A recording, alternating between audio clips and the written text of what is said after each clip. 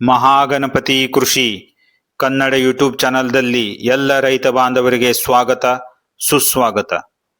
Tomato ಕೃಷಿಯಲ್ಲಿ ಟೊಮ್ಯಾಟೊದಲ್ಲಿ ಅಧಿಕವಾದ ಇಳುವರಿಯನ್ನ ಪಡೆಯಲು ನಾವು ಬೇಸಲ್ ಡೋಸ್ ಅನ್ನ ಬಳಸ್ತೀವಿ.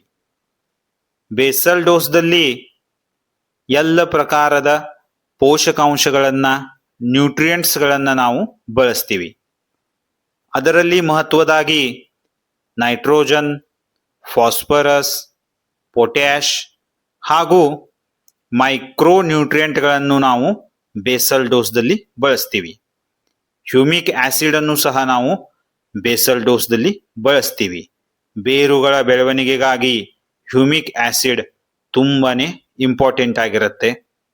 ಹಾಗೂ ಈ ಎಲ್ಲ ರಸಗೊಬ್ಬರಗಳ ಜೊತೆಗೆ ವರ್ಮಿ ಕಾಂಪೋಸ್ಟ್ ಅನ್ನ ನಾವು ಬೇಸಲ್ ಡೋಸ್ದಲ್ಲಿ ಬಳಸಿದ್ರೆ ತುಂಬಾನೇ ಚೆನ್ನಾಗಿ ಟೊಮ್ಯಾಟೊದಲ್ಲಿ ಗ್ರೋತ್ ಆಗತ್ತೆ.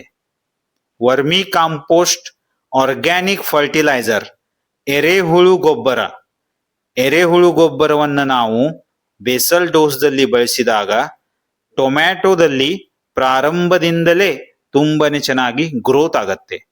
ವರ್ಮಿ ಕಾಂಪೋಸ್ಟ್ ದಿಂದ ಮಣ್ಣಿನ ಆರೋಗ್ಯ ಸುಧಾರಣೆ ಆಗತ್ತೆ ಹಾಗೂ ಅದರ ಜೊತೆಗೆ ಟೊಮ್ಯಾಟೊನಲ್ಲಿ ಉತ್ತಮವಾದ ಬೆಳವಣಿಗೆಯು ಮೊದಲಿನಿಂದ ಪ್ರಾರಂಭದಿಂದಲೇ ಆಗತ್ತೆ. ಅದರ ಸಲುವಾಗಿ ತಾವು ವರ್ಮಿ ಕಾಂಪೋಸ್ಟ್ ಅನ್ನ ಬಳಸುವುದು ತುಂಬಾನೇ ಇಂಪಾರ್ಟೆಂಟು. ಈಗ ಭೇಟಿಯಾಗೋಣ ನೆಕ್ಸ್ಟ್ ವಿಡಿಯೋದಲ್ಲಿ.